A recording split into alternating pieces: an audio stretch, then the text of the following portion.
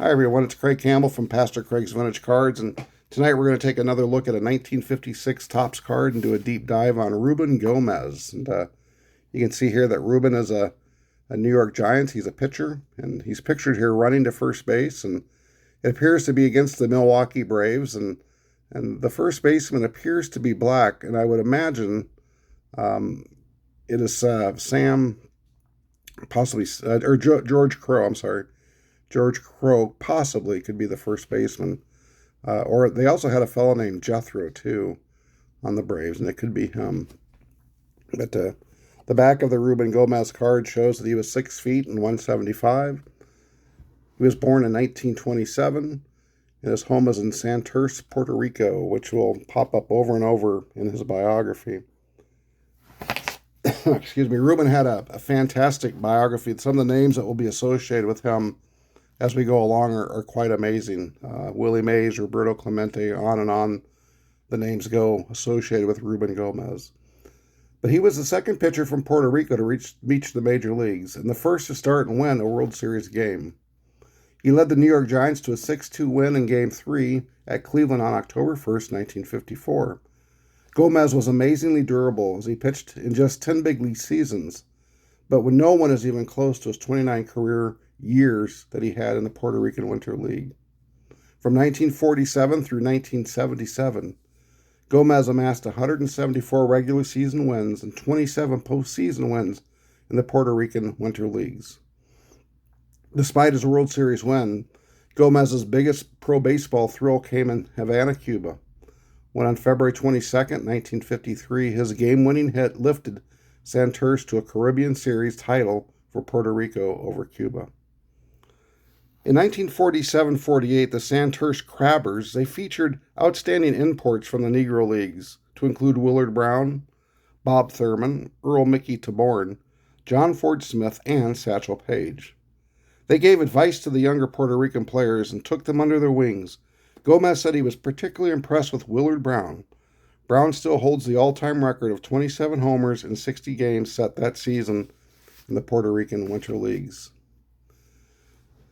Word had spread to the major leagues about Ruben Gomez, and the Yankees kept their eye on him. Their Triple-A club in Kansas City actually drafted him in December of 1951.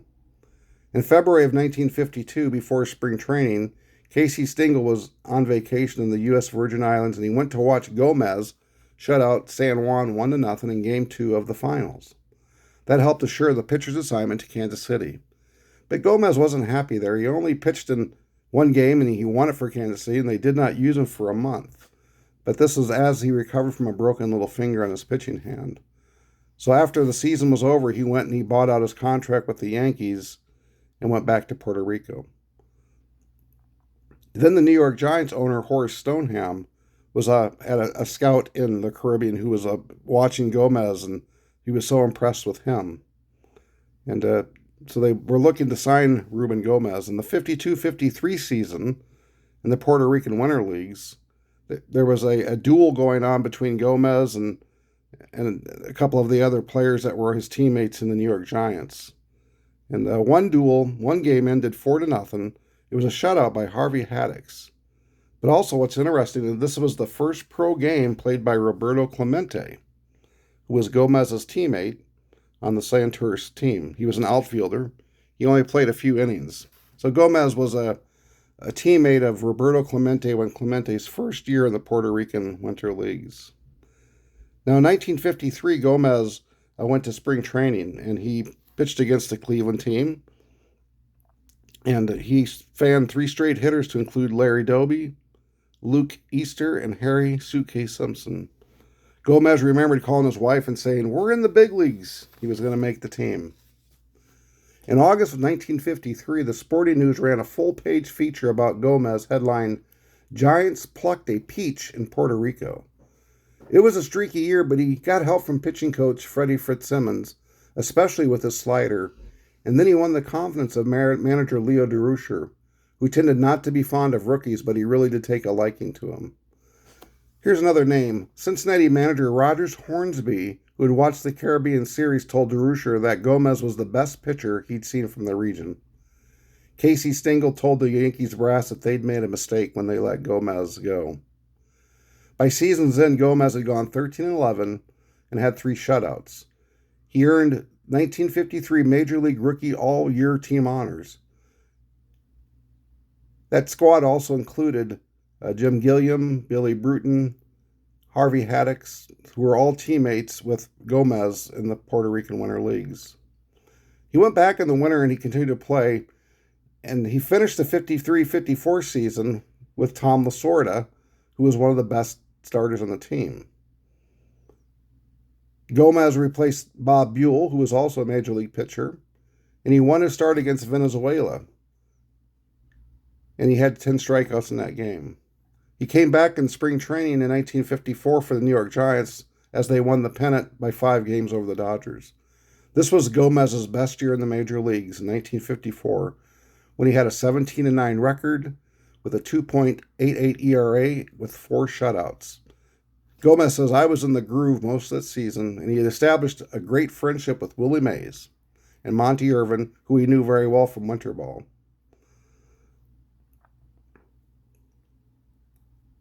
Game 3 of the 1954 World Series had a paid attendance of 71,555. It was the most fans Ruben had ever pitched in front of.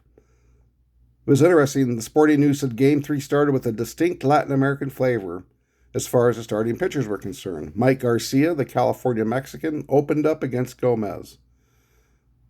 It was a first in the World Series starters to be of Hispanic descent. Gomez and Garcia had a pregame chat in Spanish to even top that off. Tris Speaker threw out the first pitch. Danny Kaye sang the national anthem. Cleveland manager Al Lopez had his photo taken with Tris Speaker, who was a member of the 1920 Indians, and Lou Burdue, player-manager of the 1948 champs. Ruben received a hero's welcome in San Juan after the World Series in 1954. He went to a reception that was held by the mayor, and then Willie Mays arrived 5 days later to play for the 54-55 Puerto Rican Crabbers, the Santa Cruz Crabbers. Considered by Don Zimmer, who became their star shortstop after his release, to be the best Winter League team ever assembled. Herman Franks, Leo DeRocher's third base coach, wrote the foreword for the history of this franchise 45 years later. And he said the team had Ruben Gomez and Sam Jones and Bill Grease, and they were 3 terrific starters. But can you imagine the power on this Santa Cruz club that had George Crowe, Buster Clarkson, Bob Thurman, Roberto Clemente, and Willie Mays? They said they had distant fences in that stadium, but nothing was going to hold the ball in against Mays and Clemente in that season down there. Gomez worked a lot. He pitched 418 total innings in 1954, 230 major league innings, including the World Series, plus 188 winter ball innings, including the All-Star games and postseasons. He went 35-13 overall in that span, 18-9 for the Giants, and 17-4 for Santa Cruz. That was in 10 months time frame that he had that many innings. It was just unbelievable. That workload, that may took a lot out of him, as Gomez got off to a very slow start in 1955. In June of 55, the Sporting News reported the Giants were considering banning winter ball play because the pitcher just threw so many innings, and he was a hero in Puerto Rico. And Gomez loved to play year-round. He never did stop. He paid the price for it, though, as the rest of his major league career was subpar, except for a 15-13 record in the 1957 Giants. At one time, he pitched in Milwaukee on July 17th, 1956, and he hit Joe Attic. And it's remembered that was when Joe Attic of the Braves chased Gomez off the field after he got hit in the wrist by an inside pitch. Attic had serious history problem of being hit in the wrist with breaking his wrist with pitches, and that's why he was so upset with Gomez, and he chased him all the way off the field. Gomez was known to be wild, but he did not knock down batters all that much. But he insisted that he was not a headhunter after hitting a Pittsburgh Pirate and having a bench-clearing brawl in Pittsburgh. Interestingly, the Ruben Gomez did pitch the first big league shutout west of St. Louis when he blanked the LA Dodgers on April 15th, 1958. So he pitched the first shutout west of St. Louis. Gomez was traded to the Philadelphia Phillies in December of 1958. His career kind of nosedived after that. He hurt his knee in '59, and he only made sporadic starts. And after July, he was sent back to the bullpen, and he became a spot starter for the Phillies. He was then traded to the Cleveland Indians, and then Cleveland traded him to Minnesota. And the Twins released Gomez in January of 1963, and he went back to Puerto Rico, and he pitched, and that's where he helped Mike Cuellar, who was a really good Baltimore Orioles pitcher. He taught him how to throw a screwball. And he also helped another Puerto Rican, Luis Arroyo, throw a screwball. And Juan Marichal was also credited to Gomez as really helping him learn to throw the screwball. So Gomez, even though he wasn't pitching in the major leagues, he had a huge influence on Mike Cuellar and Juan Marichal. Here's another name, Earl Weaver. Became the manager of the Chartreuse team in 1966, and Ruben had 15 quality starts for the Earl Weaver in the Puerto Rican Winter Leagues. This team also had Tony Perez, Orlando Cepeda, Paul Blair on that team. What's interesting is that in 1967, Ruben Gomez returned to the Philadelphia Phillies, and this is what I really find interesting is that Ruben Gomez actually has a card in the 1967 set with the Philadelphia Phillies after being out of Major League Baseball for quite a while. And so here's Ruben's 1967 card. It's a card number 427. And what's interesting is you look at that stat line, 1949 up to 1966. But look at the names. Aguaya, Pueblo, Monterey, Jacksonville. You can see 62 he was with Cleveland and Minnesota. 1960 Philadelphia, 58 San Francisco. So you can see he had been out of Major League Baseball for quite a time. He was 40 years old at the time that he was issued this 1967 Topps card. This was his last run with the major leagues. Gene Mauch had seen him pitch in Puerto Rico. He had been impressed enough to give him an offer to come to camp. And he was in such really good physical condition at that time, and he won a job, and he got into 7 games in April and May. And however, when the Philadelphia Phillies acquired Dick Farrell, they returned Gomez back, and they let him go back to Puerto Rico. And Frank Robinson, another name. Frank Robinson succeeded Earl Weaver, as the manager on the Santurce baseball team, the Puerto Rican Winter Leagues, and Ruben went 9-1 here with him as a 40-year-old. And here's another name. Jim Palmer was his teammate and went 5-0. They were the 2 best pitchers on that team. San Juan, one of their opponents, was managed by Sparky Anderson. Sparky said the Santurce team was loaded. They were the best club. They had so many good players. They had Scott and Gote, Cardenas, Foy, Hendricks, Blair, Palmer. On and on they went. He said they just had a great team. From 1968 through 1970, Gomez pitched summer ball in the senior league. He kept on pitching. He went 12-0 in 1968, 9-1 in 1969. Gomez pitched for the Santurce team through the mid-1970s, making a final Caribbean Series in relief appearance in 1971.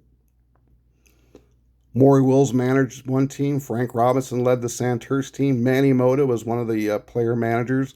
Roberto Clemente was San Juan's manager in 1970 and 71, and he used Ruben for 2 innings in a 4-1 win over the local Stars. So what you think about these names? Willie Mays, Roberto Clemente was his manager in the Puerto Rican Winter Leagues. Gomez pitched in relief in the 72-73 championship team. Ron Say played third base. And also he had, on his team, he struck out, it says here, the screwball got the best of the Senators lineup that included Chris Chambliss, Jose Pagan, Rusty Torres, Mickey Rivers. Just a list on and on and on. And Frank Robinson still managed in the Puerto Rican Winter Leagues, and he gave him one more start in the 74-75 season. Ruben Gomez was hospitalized in 2001 after he had a battle with cancer. And the doctor who actually did an operation on him had been a boy who had watched him play and had won a prize from him many years ago. And then Ruben Gomez's son tells the story of playing catch with his dad one last time when Ruben was 75 years old. And the neighbors were watching, and it was for old time's sake. And he said as soon as his dad put his glove on, his demeanor changed. And he asked me to hunker down and catch some strikes. What a way to throw consecutive strikes. Ruben Gomez passed away in San Juan on July 26, 2004. He was 77 years old. The Veterans Committee voted Gomez into the Latino Baseball Hall of Fame on February 9th, 2011 in a ceremony. His Crabbers number 22 is on permanent display at the stadium fence along with Roberto Clemente 21 and number 30 Orlando Cepeda. It's quite amazing when you look at Ruben Gomez's career. Here you've got this 1967 card and this 1956 card. And what an amazing baseball career he had, not only major leagues, but unbelievable. He had baseball cards from 1954 to 1961, and then, of course, this 1967 card. He also had a 1955, the doubleheader card. And his record included a win-loss of 374 wins, 270 losses. His Major League Baseball record was 76 wins and 86 losses, but he was 1-0 in the postseason. He won a World Series for the New York Giants, the first Latino player to start and win in a World Series game. You know, Ruben Gomez in the 1967 set, and certainly in this 1956 set, is a common player. And not considered a minor star, but what a star baseball player he was. I mean, what he did in the Puerto Rican leagues, what he did in the major leagues is just quite amazing. And it's the stories like this that baseball is built upon. And just to think that this Ruben Gomez was associated with Clemente and Willie Mays and Tom Lasorda, Don Zimmer, just those names on and on, generations of players all the way up through Ron Cey. Ruben Gomez, he's more than just a common player. He was a fantastic baseball player that had a rubber arm and taught Mike Cuellar, who had a great career, how to throw a screwball. And of course, Juan Marichal, one of the best pitchers of the 1960s, learned to throw that devastating screwball from this man right here, Ruben Gomez. And this is what I love about these 1956 cards and doing these deep dives, and just to learn more about the player than just the card itself. And I know this has been a long video, but Ruben had an amazing career. And just to look at this 1956 card and then one last look at this 1967 card, to be included all those years later is pretty interesting that he'd be included in the 67 set. But guys, I hope you've enjoyed this deep dive. I know some people enjoy these, and for some people this is not their cup of tea, not what they like. And but to each his own. I enjoy doing these videos, and I hope for those who've watched this, they enjoy and have learned more about Ruben Gomez and his contribution to baseball. Guys, keep on collecting, enjoy the hobby, and we'll talk next time.